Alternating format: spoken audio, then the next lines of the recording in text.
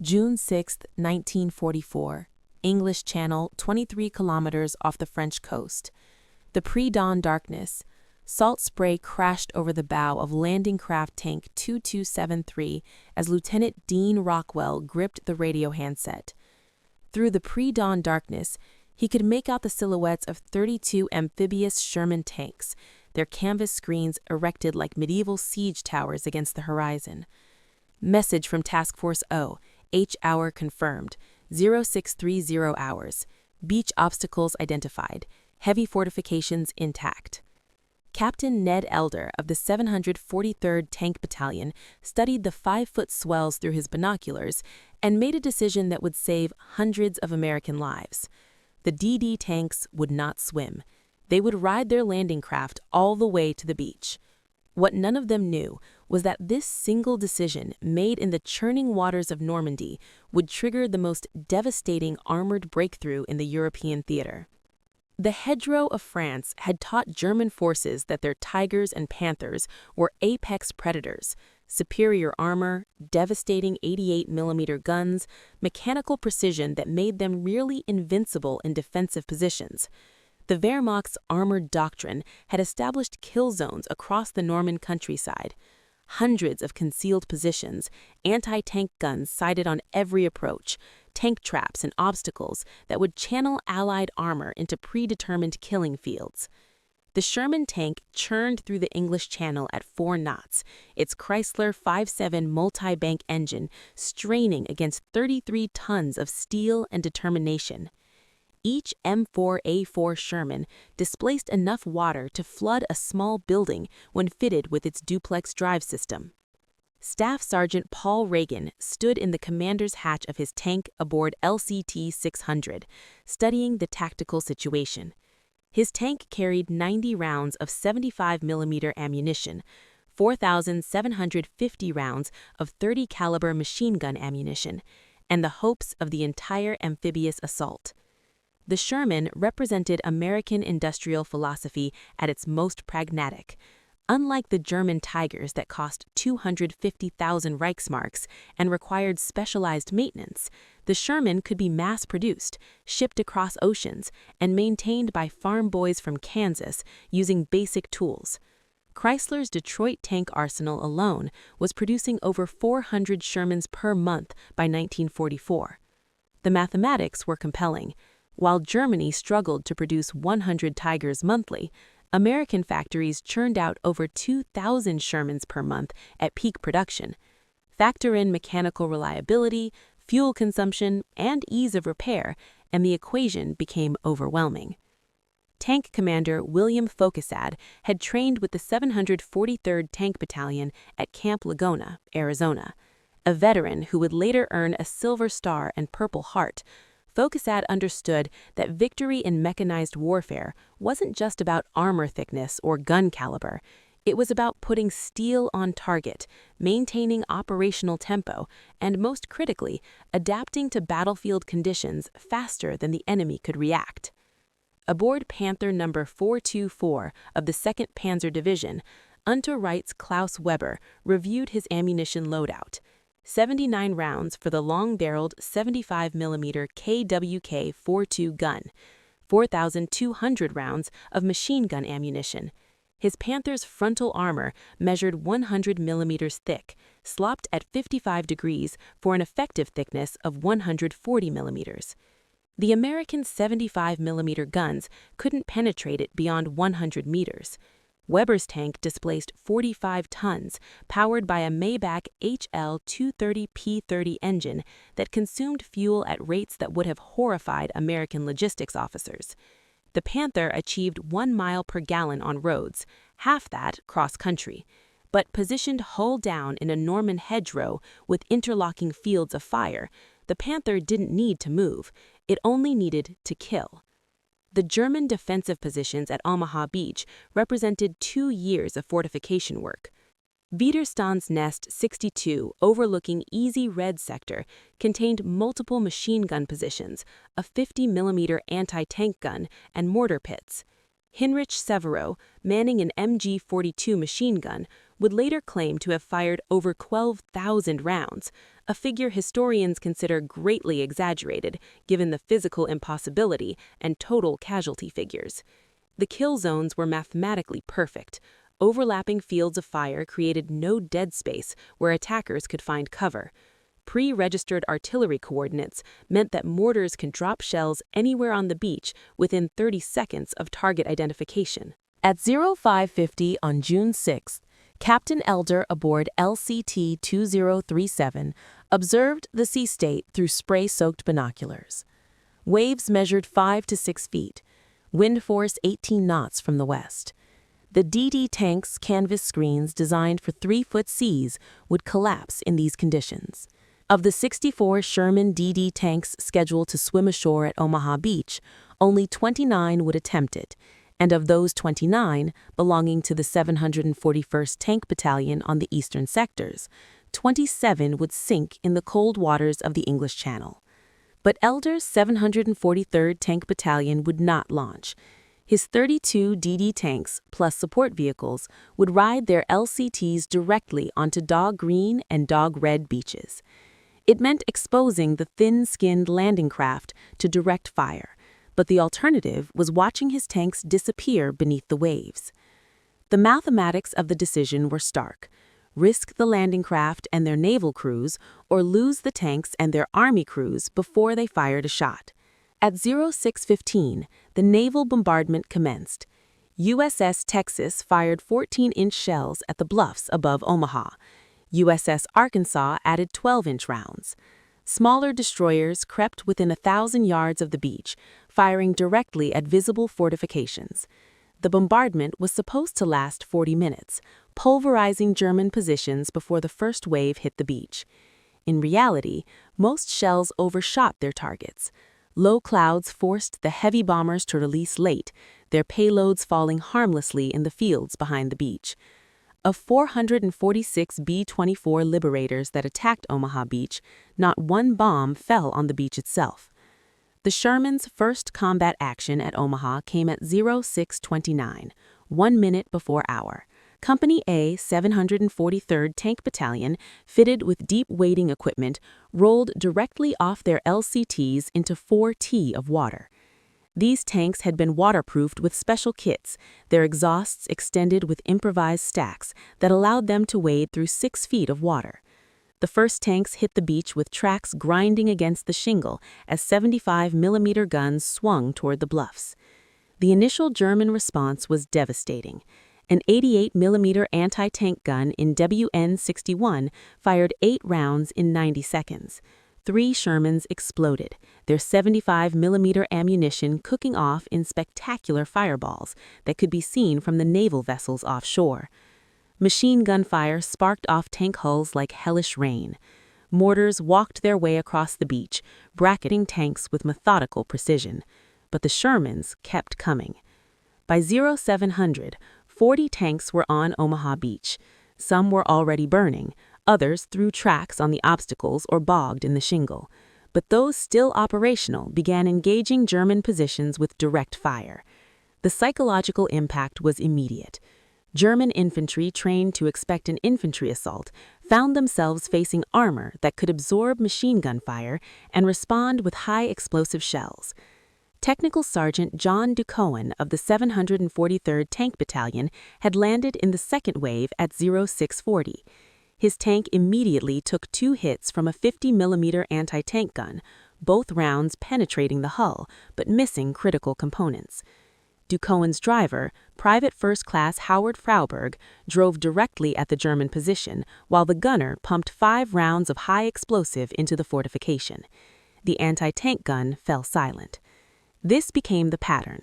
Individual tank commanders, unable to communicate by radio, saltwater had destroyed most sets, fought private wars against specific German positions. A Sherman would absorb multiple hits from smaller caliber weapons while methodically destroying machine gun nests with its 75mm gun and bow-mounted 30 caliber machine gun. The bow gunner position, unique to American tanks, proved invaluable for suppressing German infantry while the main gun engaged hardened positions. By 0730, the crisis at Omaha Beach was evident to naval observers. General Omar Bradley, watching from USS Augusta, considered diverting follow-up waves to Utah Beach. The 16th Infantry Regiment had taken catastrophic casualties. Company A had ceased to exist as a fighting unit. Company E was down to 23 men from 180. The beach was littered with destroyed equipment and wounded men seeking cover behind German obstacles. But the tanks were making a difference. Lieutenant Colonel Robert Plugger, commanding the 743rd Tank Battalion's Company C, directed his tanks to engage the fortifications at Lemuelin Draw. Using a technique developed in training, tanks would fire white phosphorus rounds to mark targets, then follow with high explosive. The white phosphorus had an additional effect. Its burning particles penetrated vision slits in gun ports, forcing defenders to abandon their positions. At 0815, Wider Stansness 66 reported to German Sector Command. Enemy tanks on beach, infantry decimated but tanks advancing, request immediate anti-tank support. The response was sobering. No mobile reserves were available. The 352nd Infantry Division's anti-tank battalion was positioned 10 miles inland, held back by Field Marshal RML's order to defend against expected airborne landings. The beach defenders would have to hold with what they had. The Sherman's mechanical simplicity now proved decisive. Tank Barbara of Company B, 743rd Tank Battalion, commanded by Sergeant Walter Basker, took 7 hits from various weapons in the first hour. The tank lost 2 bogey wheels, had its turret traverse mechanism damaged, and suffered a fuel leak, but the crew made field repairs using basic tools and spare parts carried on the tank. By 0900, Barbara was back in action, engaging German positions at Verville Draw. This was the Sherman's great advantage. A damaged Tiger or Panther required specialized recovery vehicles and trained mechanics. A Sherman could be repaired by its crew using parts cannibalized from knocked-out tanks. Throughout D-Day, Sherman crews performed miracles of field maintenance. Tracks were replaced under fire, gun barrels damaged by shell hits were swapped in 20 minutes. Engines that should have required depot-level maintenance were coaxed back to life with improvisation and determination. At 0845, the first German armor appeared. 2 Stug 3 assault guns from the 352nd Infantry Division's Assault Gun Battalion engaged the Shermans at 800 meters. Their 75mm Stuck 40 guns could penetrate Sherman armor at that range, but the American tanks had a crucial advantage: numbers. For every German assault gun, there were 5 Shermans. The Stugs managed to destroy 2 Shermans before being overwhelmed by concentrated fire from multiple tanks. By 0900, combat engineers supported by tanks had blown gaps in the seawall at Easy Red sector. Shermans began moving off the beach, engaging German positions from the flank. This was the breakthrough moment. German defensive doctrine depended on keeping attackers pinned on the beach. Once armor penetrated inland, the entire defensive system began to unravel. Private First Class Charles Lombardo of the 741st Tank Battalion had survived the swim to shore in one of only 2 DD tanks that made it. His tank, waterlogged and barely functional, managed to engage and destroy a concrete bunker at 100 meters with 5 rounds of armor-piercing ammunition followed by high explosive. The bunker had been holding up the advance of an entire infantry company. With its destruction, 150 infantrymen were able to move off the beach. The German response to the armored breakthrough followed established doctrine. Panzerfaust teams were deployed to establish close-range ambushes. The Panzerfaust, a single-shot anti-tank weapon, could penetrate 200 millimeters of armor at 30 meters. In the Bocage country behind Omaha Beach, every hedgerow could conceal a panzer team. But the Americans had learned from the disasters at Kasserine Pass in Sicily. Infantry-tank cooperation had been drilled relentlessly. Every Sherman advancing inland had infantry walking alongside, checking positions for anti-tank teams. In the days following D-Day, German armor would arrive in force. Panthers from the 2nd Panzer Division and Tigers from the 101st SS Heavy Panzer Battalion would engage American tanks near Cannes and Villas-Bocage. The pattern of these engagements would prove consistent. German tanks were individually superior, but American tactics emphasized fire and maneuver. While one Sherman platoon engaged frontally, another would maneuver for flank shots. The mathematics were brutal but effective. Trading 3 Shermans for 1 Panther was considered acceptable when America was producing 30 Shermans for every Panther Germany built. By noon on D-Day, 51 Sherman tanks were operational on Omaha Beach and its immediate inland areas. They had suffered terrible losses, 40% knocked out or disabled, but they had achieved their mission. The beach was secured. Follow-up waves were landing without catastrophic casualties. Most critically, the psychological impact on German forces was decisive. The myth of impregnable Atlantic Wall defenses had been shattered. At German 352nd Infantry Division headquarters, General Dietrich Kreis received fragmentary reports throughout the morning. American tanks overwhelming beach defenses, Widerstands Nest Tannik fallen, enemy armor advancing on Colville. By 1300, Kreis understood that Omaha Beach was lost. Without armor reserves to counter the American tanks, his infantry could only conduct a fighting withdrawal. The Sherman's impact extended beyond direct combat. Their presence allowed engineers to clear obstacles without being massacred by machine gun fire. Their 75mm guns could engage fortifications that naval gunfire couldn't reach. Most importantly, their psychological effect on American infantry was transformative. Soldiers who had been paralyzed on the beach began advancing once they saw tanks moving forward. Technical innovations implemented for D-Day proved their worth. The deep wading equipment developed in secrecy and tested in Scotland allowed tanks to land in deeper water and avoid the worst obstacle belts. Waterproofed ammunition storage prevented catastrophic explosions when tanks were hit.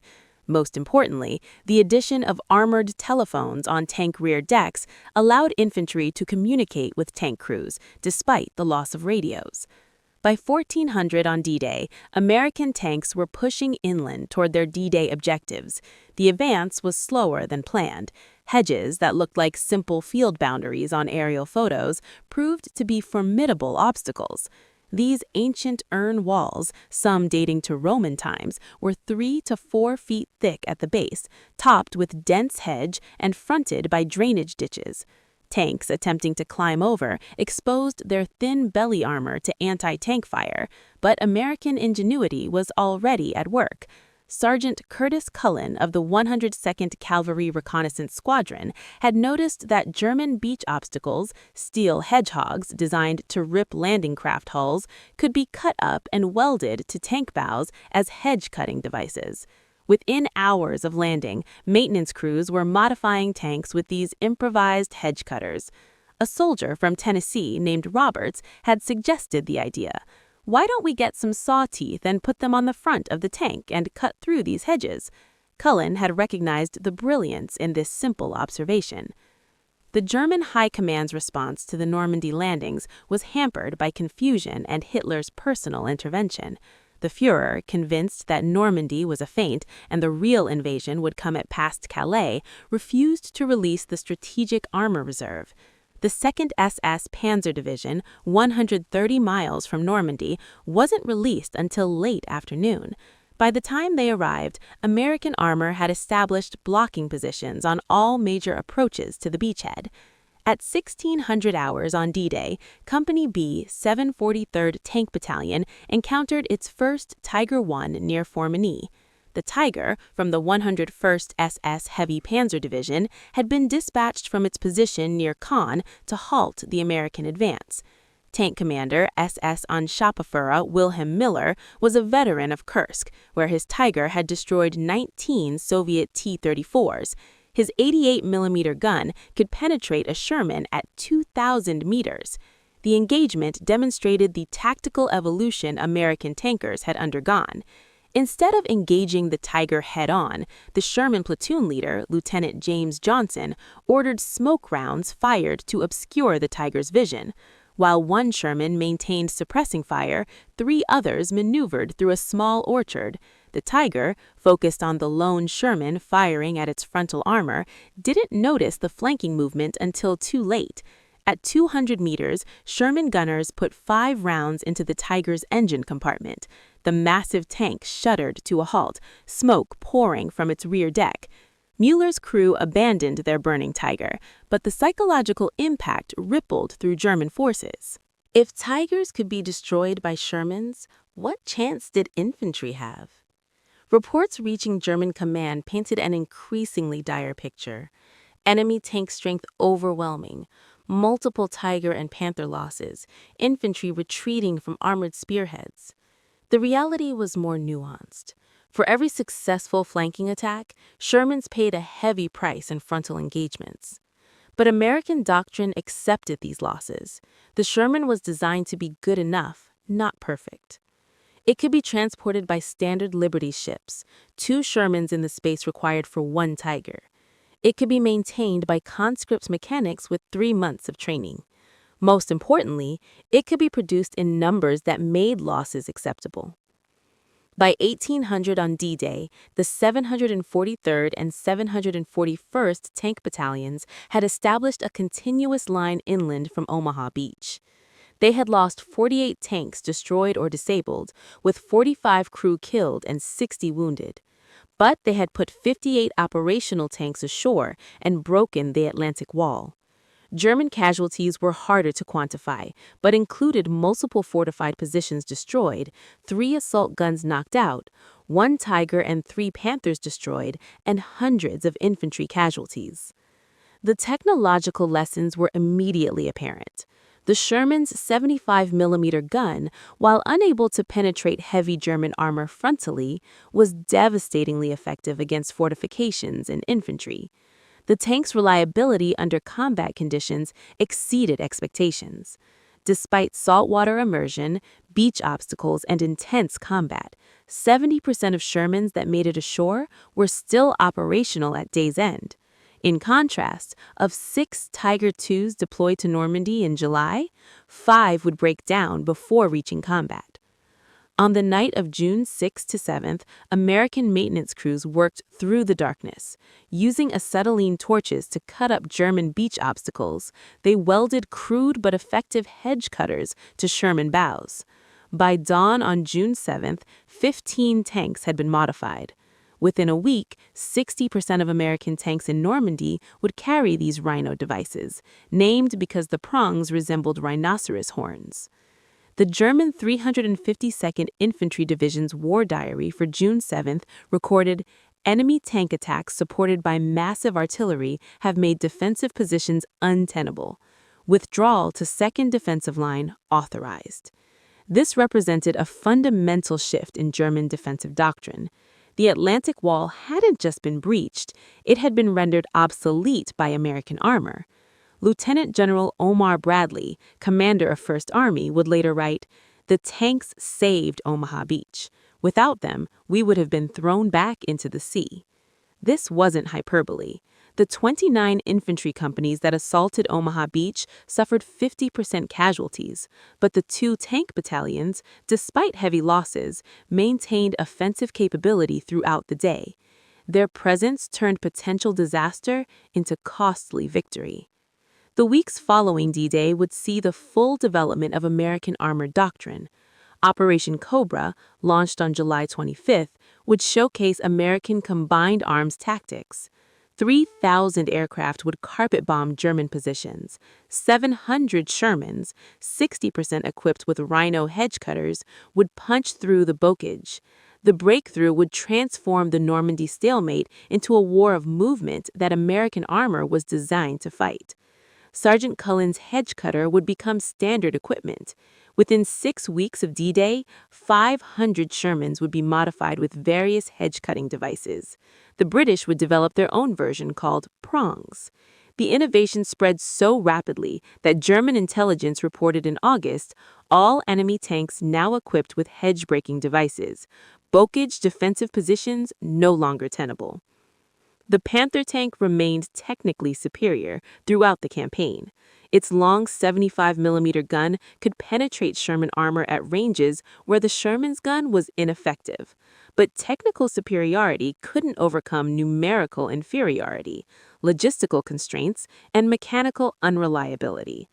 A study by the British Operational Research Section found that in Normandy, Panthers had only 37% operational availability compared to 70% for Shermans. The mathematics of attrition were inexorable. Germany produced approximately 6,000 Panthers throughout the entire war. America produced 49,234 Shermans, with nearly 50,000 total when including all variants. In Normandy alone, over 2,000 Shermans would see combat. Even achieving a 3-to-1 kill ratio, which German tanks rarely managed, couldn't stem the tide. For every Panther destroyed, 5 Shermans appeared. For every Tiger lost, 10 Shermans rolled off ships at Normandy's artificial mulberry harbors. By August 1944, the German armor forces in Normandy were effectively destroyed. The 2nd Panzer Division, which had entered combat with 180 tanks, was reduced to 25. The 116th Panzer Division from 120 tanks to the vaunted 1st SS Panzer Division Leibstandarte Adolf Hitler could muster only 17 operational tanks from an initial strength of 150. The Falaise Pocket in mid-August would see the final destruction of German armor in Normandy. Caught between British, Canadian, Polish, and American forces, German tank crews abandoned their vehicles and fled on foot. Allied pilots reported roads littered with burning Tigers and Panthers, their crews unable to maintain or fuel these mechanical monsters during the retreat. American losses were also severe. The 743rd Tank Battalion alone would lose 51 tanks totally destroyed in the Normandy campaign, with another 80 requiring major repairs. Crew casualties exceeded 50%. But unlike German losses, American losses were replaced. For every Sherman destroyed, 2 arrived from England. For every crew member killed, 3 replacements were in the pipeline. The human cost was sobering. Tank warfare in the Bogage was particularly brutal. The average distance of tank engagement was 400 meters. At that range, first shot usually meant first kill. Tank crews developed a fatalistic humor. "The Sherman lights first time every time," they would joke, referencing Ronson lighter advertisements. But they also knew that their sacrifice was enabling victory. Private First Class Wayne Robinson of Company B, 743rd Tank Battalion, would later write about his tank, Barbara. "She wasn't the best tank in the world, the Germans had better, but she was there when we needed her. She took us through hell and got us home. That's all you can ask of a tank or a friend." The technological evolution continued throughout the campaign. The British Sherman Firefly, mounting a 17-pound gun capable of penetrating Tiger armor at 1,000 meters, began arriving in significant numbers.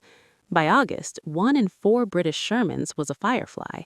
American units received 76mm armed Shermans starting in July, giving them improved anti-tank capability, though still inferior to German guns. But the greatest innovation remained tactical, not technical. American armor doctrine emphasized combined arms, mobility, and mass.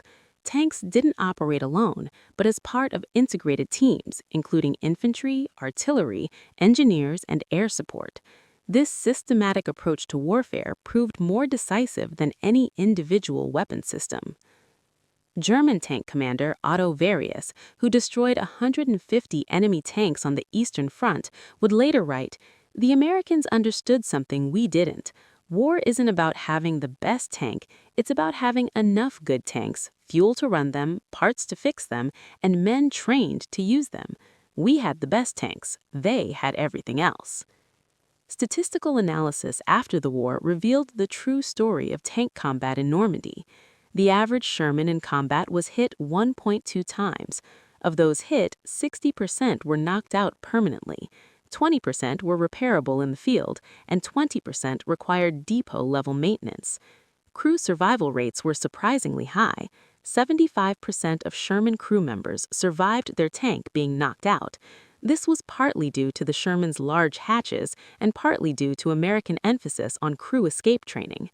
German tanks showed different patterns. Panthers hit averaged 2.3 penetrations before destruction, suggesting they could absorb more damage, but once hit, 80% were permanent losses due to inability to recover and repair vehicles during retreat. Tiger crews had only 45% survival rates when their tanks were destroyed, mainly due to ammunition fires and smaller escape hatches. The Normandy campaign transformed American armored warfare. Lessons learned in the bow gauge would be applied across Europe. Hedge cutters evolved into dozer blades. Tank infantry phones became standard equipment. Most importantly, the mythology of German armored superiority was shattered. American tankers learned they could defeat Tigers and Panthers through superior tactics and teamwork. By late August 1944, as Allied forces broke out across France, the strategic impact was clear. Germany had lost not just a battle, but the capacity to conduct mobile warfare in the West. The cream of the Panzer forces lay burned out in Norman fields. Experienced crews who had survived Russia were dead or captured. The training schools in Germany couldn't replace such losses. The Sherman tank would continue to be criticized by historians focused on technical specifications. Its armor was thinner than German tanks. Its gun was less powerful. Its gasoline engine was more flammable than diesel alternatives. All these criticisms were valid in isolation, but war isn't fought in isolation. The Sherman was part of a system, industrial, logistical, and tactical, that proved superior to German alternatives. Admiral Sir Bertram Ramsay, Allied naval commander for D-Day, would later observe, "The success at Normandy wasn't due to any single weapon or tactic. It was the culmination of Allied industrial might, logistical superiority, and tactical adaptation." The Sherman tank embodied all these qualities, not perfect, but perfectly adequate for the task at hand. The long-term impact extended beyond World War II. The Sherman success validated American military doctrine, emphasizing production quantity, mechanical reliability, and tactical flexibility over technical perfection. This philosophy would influence American tank design through the Cold War. The M48 Patton, M60, and even early versions of the M1 Abrams emphasized these same qualities. German military theorist Heinz Guderian, father of Blitzkrieg, would write in his memoirs, "We made the perfect tank. The Americans made the tank that won the war." There's a lesson in that for all military planners. Perfect is the enemy of good enough, especially when good enough can be produced in overwhelming numbers. The memorial at Omaha Beach today includes a preserved Sherman tank from the 743rd Tank Battalion. Its hull still bears scars from German shells.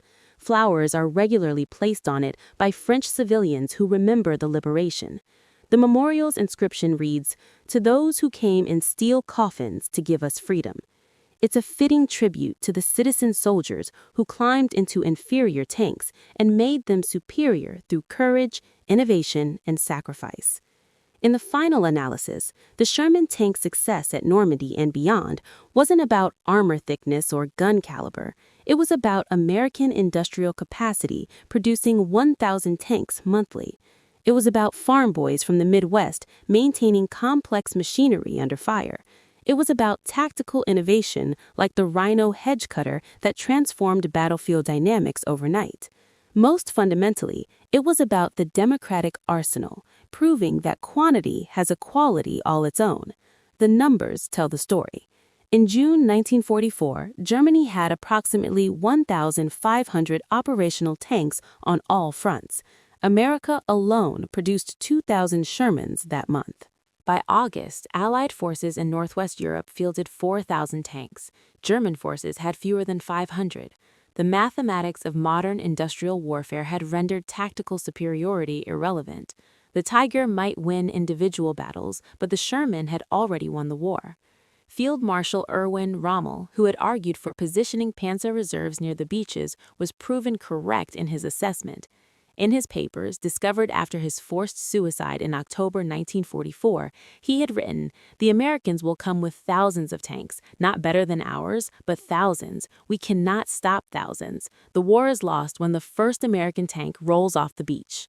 On June 6, 1944, at 0629 hours, the first Sherman tanks of Company A 743rd Tank Battalion rolled off the beach at Normandy.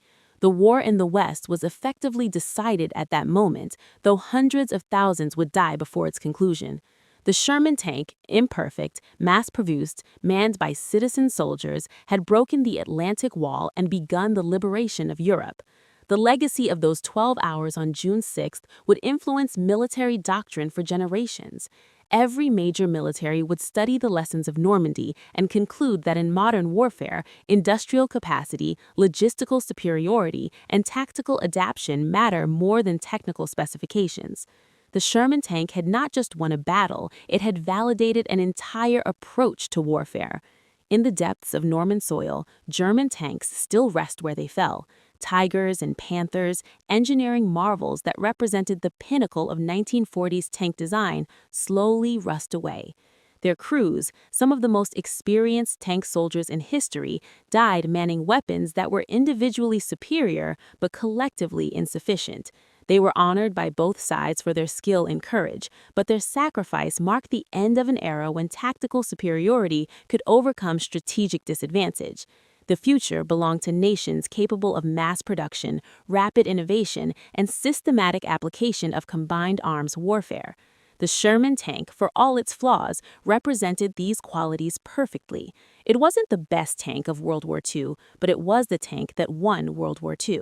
In the arithmetic of modern warfare, that's the only statistic that matters.